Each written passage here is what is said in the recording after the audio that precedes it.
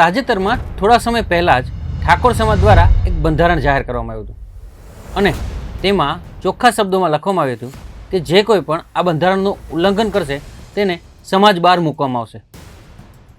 આ બંધારણમાં ક્યાંક ને ક્યાંક એવી જોગવાઈ હતી કે સમાજમાં કોઈ પણ પ્રસંગ હોય તો ડીજે નહીં વગાડવાનું, પરંતુ બનાસકાંઠાના જાબડિયા ગામમાં એક કલાકારે ડીજે બોલાવી અને લગ્ન પ્રસંગમાં ડીજે વગાડ્યું હતું. આ સોશિયલ મીડિયામાં વિડીયો વાયરલ થયા બાદ એ જે પણ પરિવાર હતો તેનું સમાજમાંથી બહાર કાઢવામાં આવ્યા હતા, સમાજમાંથી કાઢી મૂકવામાં આવ્યા હતા.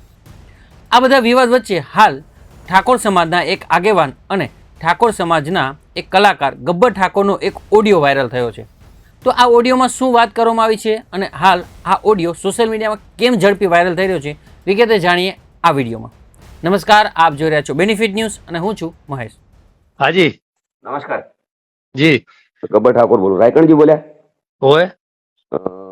પોસ્ટ એક જોઈ તમારી, બહુ સારી છે. તો ચિયાગોમ કીધું કાલે 8 તારીખ કે 6 તારીખ છે કોરડા. કોરડા બહુ સરસ, ઈ મને ગમ્યું છે, બહુ સારું છે.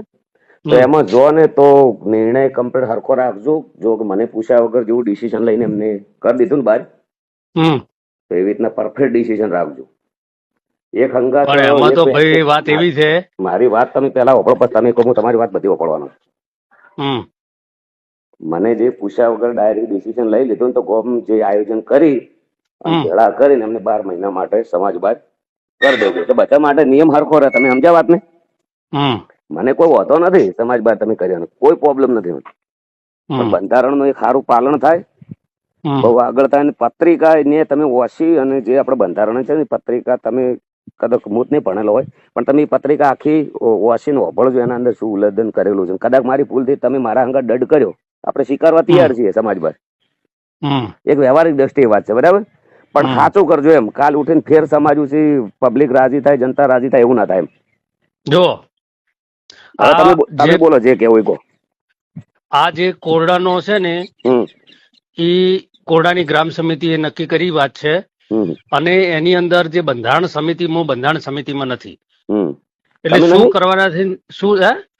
તમે નહીં હોય તો હતા આપડા અંદર, તો તમે હંગાત રહ્યા છો. એમ નહીં, હું સમાજ વાત તો આપણો સજેવીને તમે લઈ ગયા છો, તમારા હાથે તમે માઇક આપ્યું છે એમને. ઈ તો બંધારણ સમિતિમાં એ લોકો શું કીધું, ભાઈ ગામના એક વ્યક્તિને તમે બોલાવો. અમારા ગામના એક વ્યક્તિને, એટલે કે ગામના કોઈ આગેવાનને આ વિશે તમે બોલાવો. એટલે સદેવજી ઉભા થાય, બોલે. એટલે એ રીતે પછી કે ભાઈ સદેવજી છે કે આ ઉભા લ્યો, હડો ભાઈ તમે આ શું કે અભળો. એટલે સદેવજી અહીંયા આયા, બરાબર.